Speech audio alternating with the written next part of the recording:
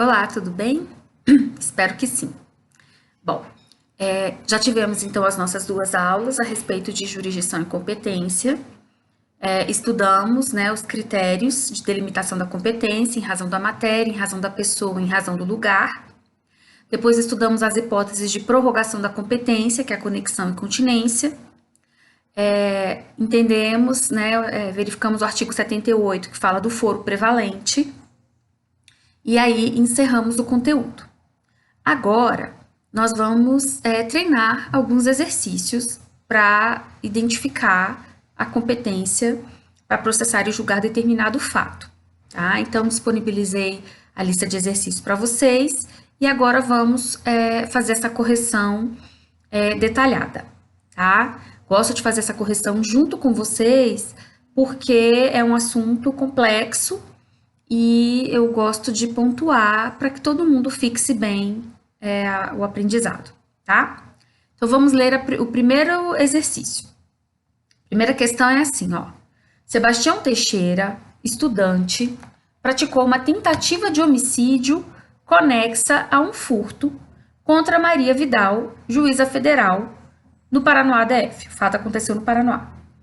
Qual o juízo competente para julgar a tentativa de homicídio e o furto?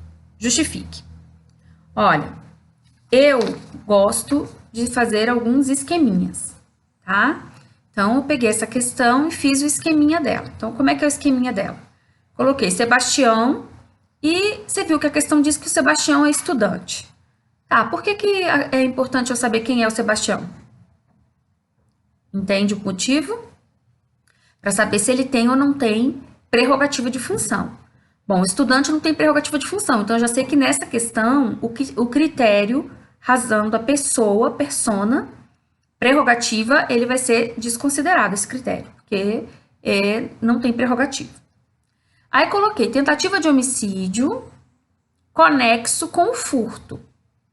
Uma outra questão é o seguinte, se já está posto que há uma conexão entre os crimes, você não discute isso. Porque tem gente que vai falar que tentativa de homicídio conexo com furto é latrocínio. E se você achar que tentativa de homicídio conexo com furto é latrocínio, você vai modificar a questão. Então, não. Se a questão está lhe dizendo que é um crime X conexo com crime Y, você parte disso, tá? Você não altera a questão. E aí, a questão diz também, ó, que o crime foi cometido contra Maria Vidal, que é juíza federal. Vou deixar essa observação aqui do lado, por enquanto, tá? Ok. Então, veja bem, uma tentativa de homicídio ocorrida no Paranoá, eu já sei que pela natureza da infração, tentativa de homicídio, crime doloso contra a vida, tentado, a resposta é júri do Paranoá. O furto ocorrido no Paranoá, pelas regras de competência, a resposta é vara criminal do Paranoá. Só que os dois crimes, eles estão interligados, eles são conexos. E nós estudamos, vou levantar assim, que havendo conexão, isso significa reunião de processos perante um só juiz. E aí, havendo uma reunião de processo perante um só juiz e considerando que são juízos diferentes, temos que identificar qual é o foro prevalente, ok? Qual seria o foro prevalente nesse caso? O que você acha?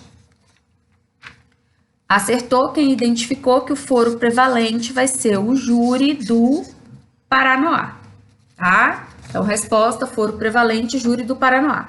Agora, tão importante quanto identificar o foro prevalente é a sua explicação. E qual vai ser a sua explicação nesse caso? Que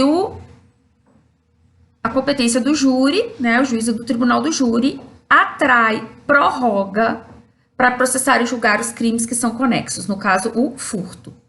E isso está previsto no artigo 78, inciso 1 do CPP. Tudo bem?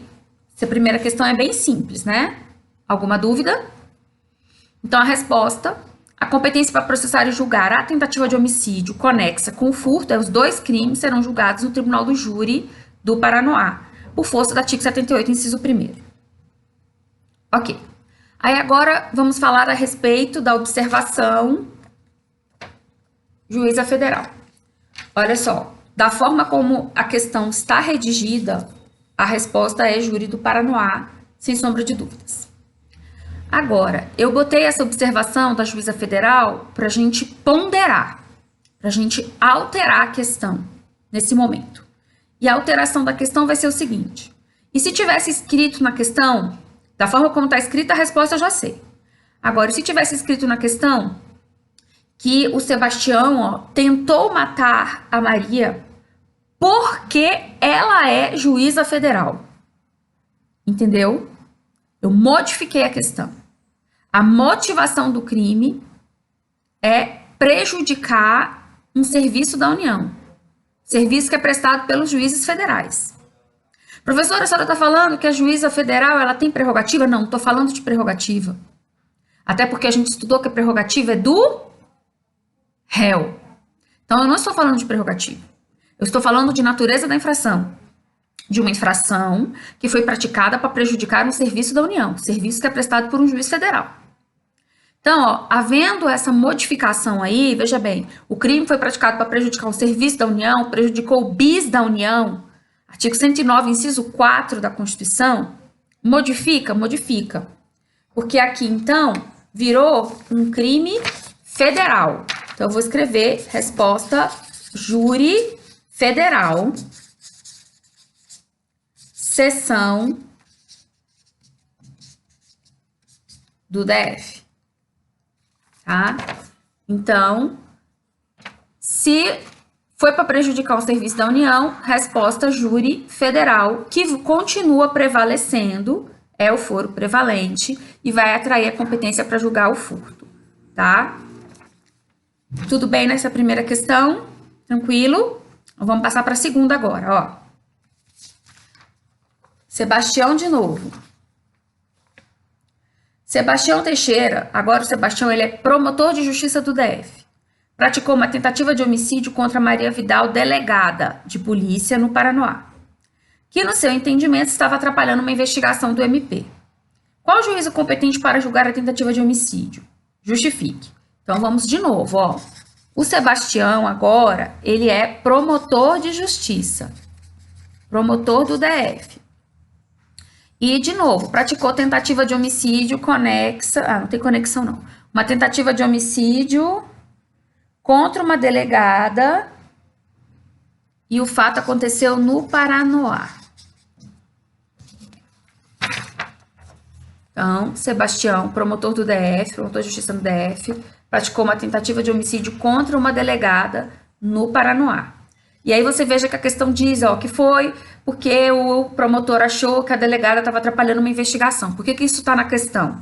Para poder vincular o crime ao exercício da função de promotor de justiça, tá? Então, para atender aquele requisito que o STF colocou de a prerrogativa só poderá prevalecer quando for praticado no exercício do cargo e em razão dele. Seria esse exemplo. Ok. E aí, qual é a resposta? Aí aqui, veja bem, eu já sei que tentativa de homicídio no Paranoá, a resposta é júri do Paranoá. Agora, promotor de justiça do DF tem prerrogativa? Tem. Prerrogativa constitucional. E qual é o foro especial dele? MPDFT, prerrogativa é o TRF da respectiva região. Então, olha só, promotor do DF tem prerrogativa? Tem, a prerrogativa é constitucional. MPDF faz parte do MPU. Prerrogativa do MPU está lá no artigo 108 da Constituição, que diz que é o TRF. TRF da respectiva região, TRF da primeira região. E aí, vamos lá. Um membro do Ministério Público do DF que pratique crime doloso contra a vida, a prerrogativa dele é constitucional. A competência do júri é constitucional? Tá no artigo 5º, inciso 38, a linha D da Constituição Federal. Então, veja, eu tenho uma natureza da infração constitucional, que é o júri, e eu tenho uma prerrogativa constitucional, que no caso aqui é o MPDFT. Qual dos dois vai prevalecer? O membro do Ministério Público do DF vai a júri ou ele vai para o TRF? Qual é a regra que vai prevalecer aqui, considerando que as duas têm status constitucional?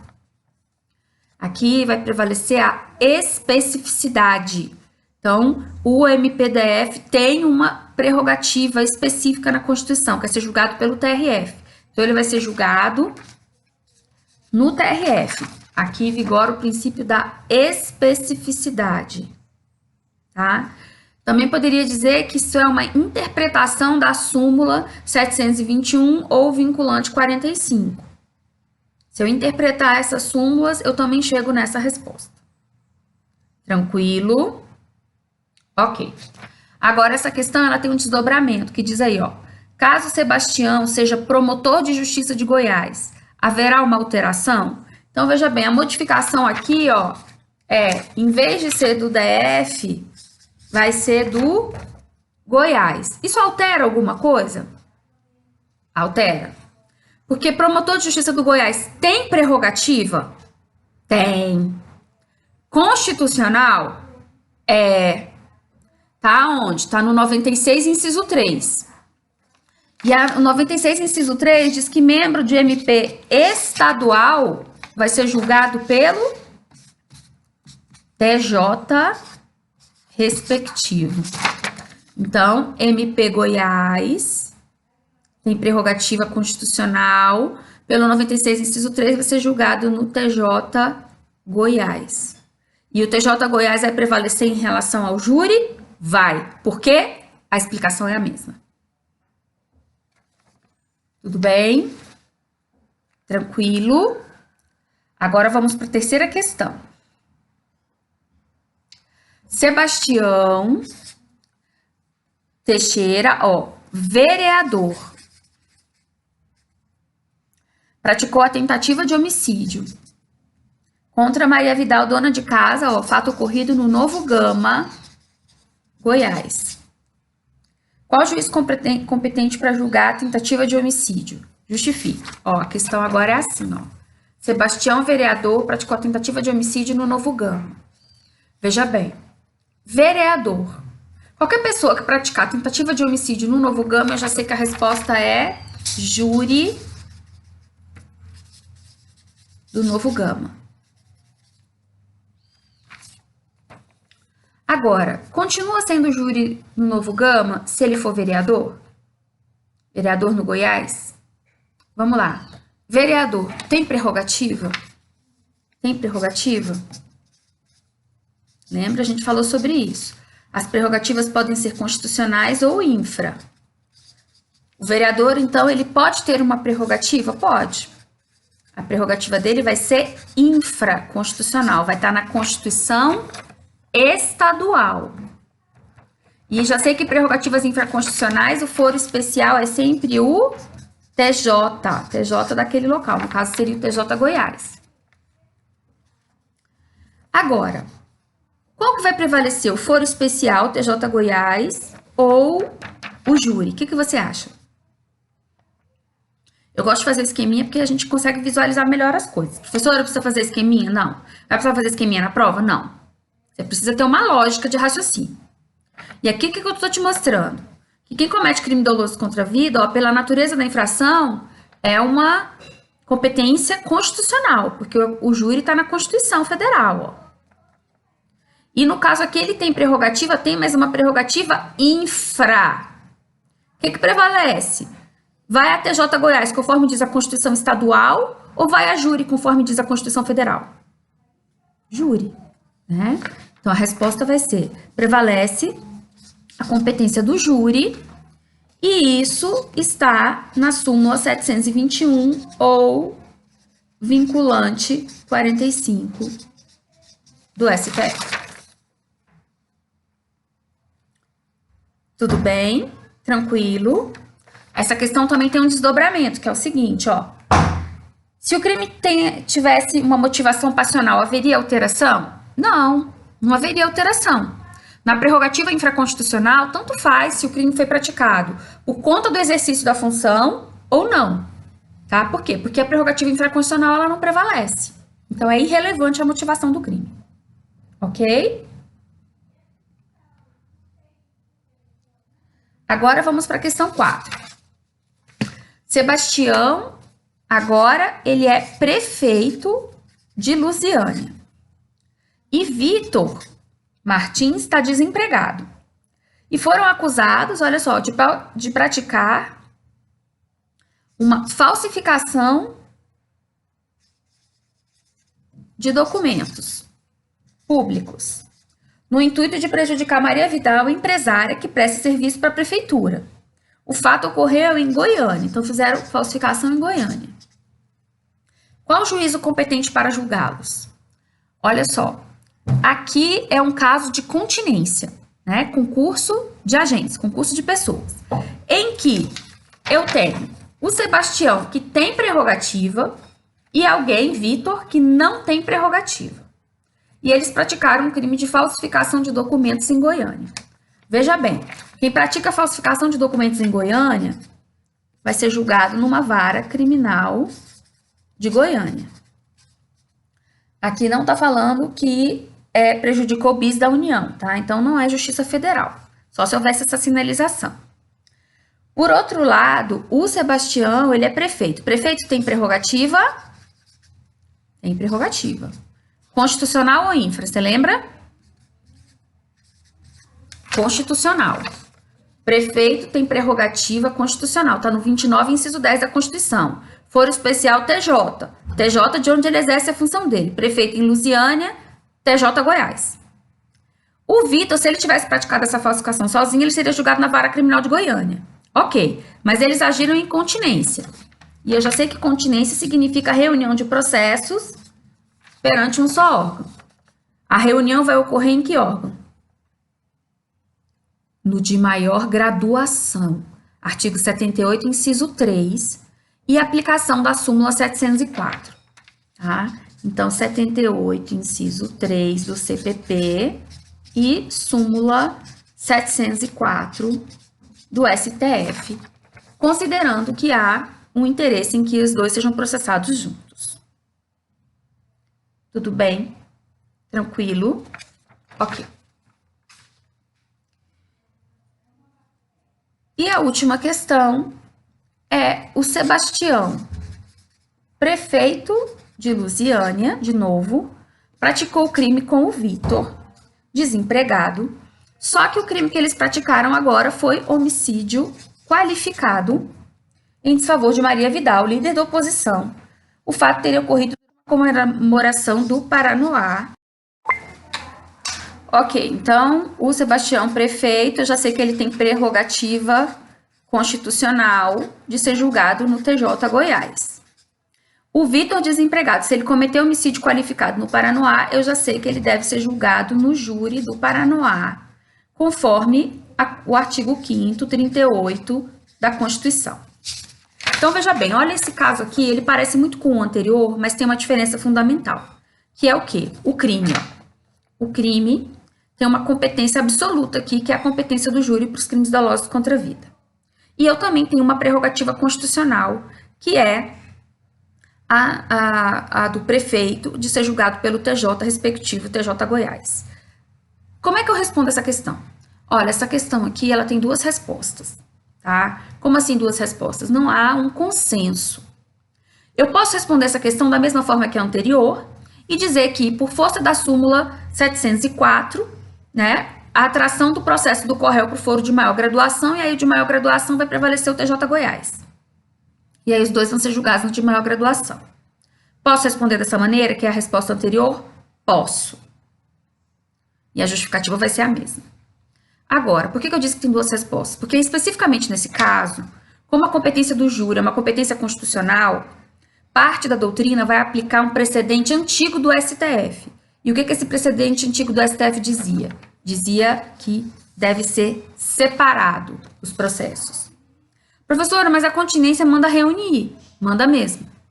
Mas a continência significar reunião de processos é uma regra infraconstitucional, que está no CPP.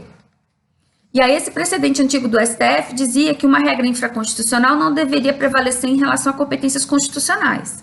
Portanto, nesse caso específico, esse precedente dizia que mandava separar. O prefeito ia ser julgado no TJ e o Vitor ia ser julgado no júri. tá? Por quê? Porque o Vitor perder a possibilidade dele ser julgado pelo júri poderia ser extremamente maléfico para ele, já que ele ia deixar de ser julgado por leigos para ser julgado por um colegiado de juízes experientes, que são os colegiados dos tribunais. Então, nesse caso específico, as duas respostas são admissíveis, cabendo ao aluno fazer a justificativa correta. Ok? Terminamos, então, a correção dos exercícios. Obrigada. Não terminamos, não, porque essa última questão também tem um desdobramento, né? Que eu acabei de ver. E o desdobramento é: caso o crime tenha motivação passional, haverá alguma alteração?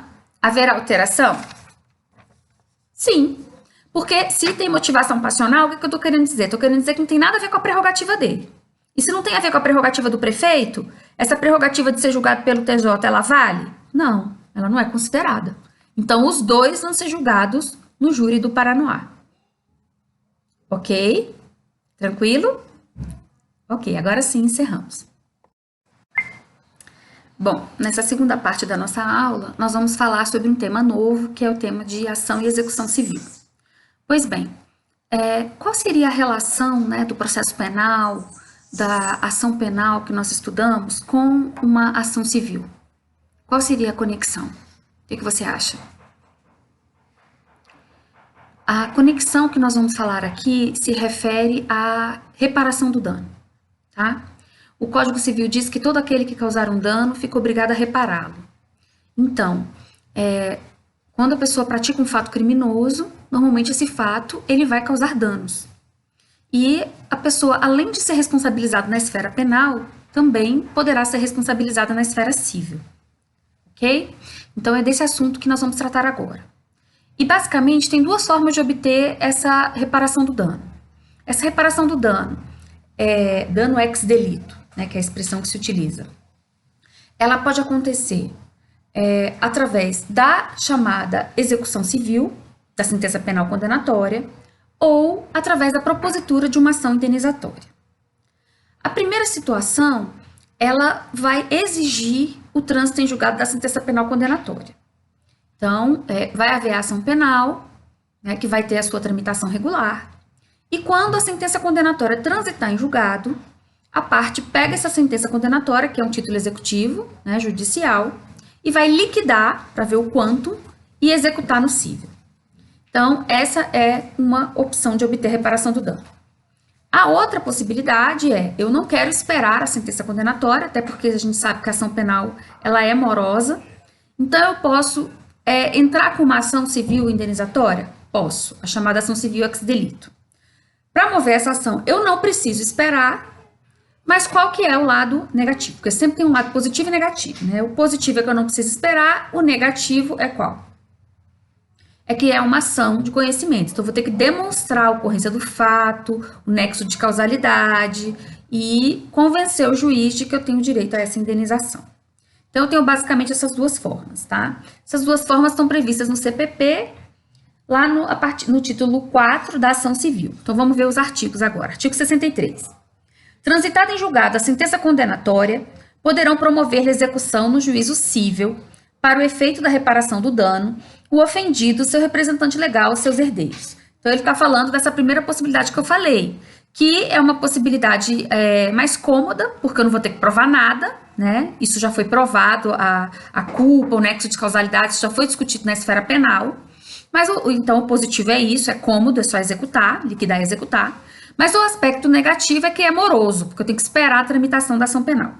E aí, o artigo 63, ele já vem falar quem tem legitimidade para mover essa ação, que é, como eu falei, o ofendido, representante legal, seus herdeiros.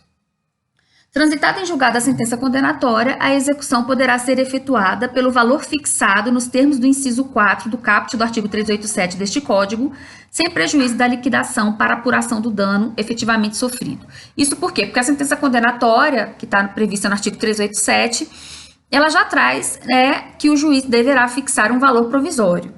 E aí eu posso já executar esse valor provisório sem prejuízo de eu discutir esse quantum, ou seja, fazer uma liquidação para demonstrar que o meu prejuízo é maior do que aquele que foi definido pelo juiz penal. 64. Sem prejuízo do disposto no artigo anterior, a ação para ressarcimento do dano poderá ser proposta no juízo cível, contra o autor do crime e, se for o caso, contra o responsável civil. Intentada a ação penal, o juiz da ação civil poderá suspender o curso desta até o julgamento definitivo daquela. Então, eu não preciso esperar a ação penal, eu já posso ir movendo a ação indenizatória? Posso. Agora, tem determinadas situações que o juiz da esfera civil pode ficar extremamente na dúvida em relação ao desfecho penal. E é exatamente nessa situação que poderá haver a suspensão da ação civil. 65. Faz coisa julgada no cível a sentença penal que reconhecer ter sido o ato praticado em estado de necessidade, em legítima defesa, em estrito cumprimento do dever legal ou no exercício regular do direito. Aqui é o seguinte, a esfera penal, ela é independente da esfera cível? A resposta é sim, tá? Tanto que eu posso ser responsabilizado nas duas esferas, na esfera penal e na esfera cível. E também posso ser responsabilizado na esfera administrativa. Ok. Agora, tem determinadas situações em que a esfera penal, ela vai repercutir na esfera cível. Ou seja, a esfera penal ela vai fazer coisa julgada material e vai inviabilizar a reparação do dano na esfera cível. Que situações são essas, né? Quando fizer coisa julgada material. E aí o artigo 65, ele traz essas situações, ó. Quando tiver reconhecido uma excludente de ilicitude. Porque, veja bem, se for reconhecido uma excludente de ilicitude, a conduta não foi ilícita. E aí a conduta não foi ilícita, nem penal, nem civilmente. Então faz coisa julgada material, tá? O que mais? Não obstante a sentença absolutória no juízo criminal, a ação civil poderá ser proposta quando não tiver sido categoricamente reconhecida a inexistência material do fato. O que o artigo 66 está falando? Está falando de coisa julgada formal, tá? Está falando de situações em que houve a coisa julgada na esfera penal, mas ela não repercute na esfera civil, ela não inviabiliza a ação civil. E é quando faz coisa julgada formal. Então, é quando, por exemplo, a pessoa é absolvida com base na dúvida.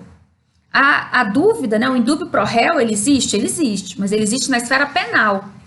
Se a pessoa foi absolvida na esfera penal por conta do indúbio pro réu, isso aí vai fazer coisa julgada formal. Isso não vai inviabilizar a ação civil reparatória, tá? Até porque na esfera civil não tem indúbio pro réu, e pode ser que aqueles elementos que não foram suficientes para condenar na esfera penal podem ser suficientes para responsabilizar na esfera civil. E o 67. Não impedirão igualmente a propositura da ação civil, o despacho de arquivamento do inquérito ou das peças de informação, a decisão que julgar extinta a punibilidade, a sentença absolutória que decidir que o fato imputado não constitui crime. Então, de novo, são situações que vão fazer coisa julgada formal, ou seja, vão inviabilizar a responsabilidade penal, mas não inviabilizam a cível. Até porque, veja bem, a conduta ela pode não ser criminosa, mas ela pode ter gerado um dano, e aí a pessoa poderá ser responsabilizada na esfera civil a reparar esse dano. Tranquilo? Ok. A legitimação que está escrito aí no roteiro a gente já comentou, e aí vamos para o artigo 68, que diz o seguinte: quando o titular do direito à reparação do dano for pobre, né, hipossuficiente, a execução da sentença condenatória ou a ação civil indenizatória será promovida a seu requerimento pelo Ministério Público. Olha, então esse artigo 68, ele legitima a atuação do Ministério Público na propositura da ação civil ex delicto ou na execução da sentença penal condenatória para obter reparação do dano cível. Legitima o MP. E aí, você acha que esse dispositivo foi recepcionado pela Constituição de 88? Nas hipóteses de hipossuficiência? O que você acha? Bom, olha só, esse aqui é um artigo interessante, porque o STF diz que ele padece de uma inconstitucionalidade progressiva, tá? Como assim inconstitucionalidade progressiva? A Constituição de 88 diz que a defesa dos hipossuficientes será feita pela Defensoria Pública.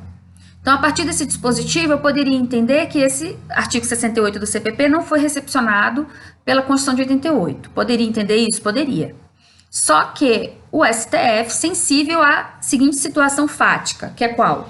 A Constituição criou a Defensoria Pública, mas na prática a Defensoria Pública ela não está totalmente equipada, preparada, nem com quantitativo humano mesmo, defensores suficientes para promover todas as demandas que têm competência. Então, o STF entendeu que, enquanto a Defensoria Pública não estiver totalmente instalada, funcionando e podendo atender toda a demanda em todos os estados da federação, esse dispositivo do 68 ainda é aplicável e, portanto, o Ministério Público continua com legitimidade. Conforme a Defensoria Pública for implementada em todos os estados da federação, vai haver o reconhecimento dessa inconstitucionalidade progressiva do artigo 68. Ok? Tá. Para a gente finalizar essa questão da coisa julgada material e coisa julgada formal, que eu já expliquei para vocês, vamos analisar o artigo 386 do CPP. Porque é o seguinte, então, como eu te disse, a responsabilidade penal independe da civil. Mas tem determinadas decisões penais que fazem coisas julgadas no civil. E aí eu falei para vocês, a gente deu os exemplos, lemos os artigos, né, 65, 66, 67, que trazem essas situações em que houve coisa julgada material e coisa julgada formal. E aí eu quero analisar o artigo 386 do CPP, porque ele é o artigo da absolvição. Porque então podem te perguntar, a pessoa que foi absolvida na esfera penal, então ela não vai reparar o dano na esfera civil? Qual que é a resposta para essa pergunta? Se eu fui absolvido na esfera penal, eu não vou ser responsabilizado na esfera civil? A resposta é depende. Depende do quê? Depende do fundamento absolutório, tá? Então, olha só, absolvições fundamentadas num juízo de certeza fazem coisa julgada material, ou seja, repercute no cível e a pessoa não vai poder ser responsabilizada também na esfera civil. Por outro lado, as absolvições baseadas num juízo de dúvida, elas vão fazer coisa julgada formal. Inviabiliza a reparação na esfera penal, né? Não vai ser responsabilizado criminalmente, mas não inviabiliza uma eventual reparação na esfera civil. E aí, como é que eu vou saber se a decisão absolutória está baseada no juízo de dúvida ou de certeza? É isso que a gente vai analisar aqui no artigo 386 do CPP. Então, olha lá o 386. O juiz absolverá o réu, mencionando a causa na parte dispositiva, desde que reconheça, olha aí, estar provada a inexistência do fato. Eu fui absolvido porque ficou provado a inexistência do fato, que o fato não ocorreu. Isso está baseado num juízo de dúvida ou de certeza? Certeza. Está provado que o fato não ocorreu. Portanto, fez coisa julgada material, eu não vou poder ser responsabilizada na esfera civil. Agora, veja bem, a sutileza da questão. 386, inciso 2, fui absolvido também, mas, por não haver prova da existência do fato. Não tem prova da existência do fato. E aí não teve prova, na dúvida eu fui absolvida. Tá vendo que eu fui absolvida, mas num juízo de dúvida, e aí o juízo de dúvida me absolve no penal, mas não inviabiliza a ação indenizatória no cível. Percebeu a sutileza do inciso 1 para o inciso 2? Cuidado, tá? Inciso 3, vai ser absolvido quando não constituir o fato infração penal. Então, eu fui absolvido por atipicidade da conduta. Mas a conduta pode não ser típica, pode não ser crime, mas pode ter causado um dano. Então, não inviabiliza a ação indenizatória. 4. Estar provado que o réu não concorreu para a infração penal. Então, se está provado que ele não participou, que eu não participei do fato criminoso, não pode vir o juiz civil falar, não, o penal falou que ele não participou, mas eu acho que participou. Não dá. Juízo de certeza, coisa julgada material. 5 agora. 386, inciso 5. Não existir prova de ter o réu concorrido para a infração penal. Então, não teve prova suficiente, baseado na dúvida. Coisa julgada formal, não viabiliza a ação indenizatória. E para a gente finalizar, o 386, muitas pessoas me perguntam, já que está escrito em dúbio pro réu? Em dúbio pro réu não está escrito em lugar nenhum. Mas ele se materializa no 386, inciso 7, que diz, não existir prova suficiente para a condenação. Então, se não tem prova suficiente para condenar, a pessoa tem que ser absolvida. E ela vai ser absolvida com base na dúvida. Em dúbio pro réu, 386, inciso 7. Faz coisa julgada formal, não inviabiliza a propositura de uma ação indenizatória na esfera civil. Ok? Esse é um tema mais curto, mais tranquilo, e aí por isso que eu coloquei junto da aula de resolução de exercícios. E aí com isso, fechamos o conteúdo da nossa primeira prova. Ok? Obrigada.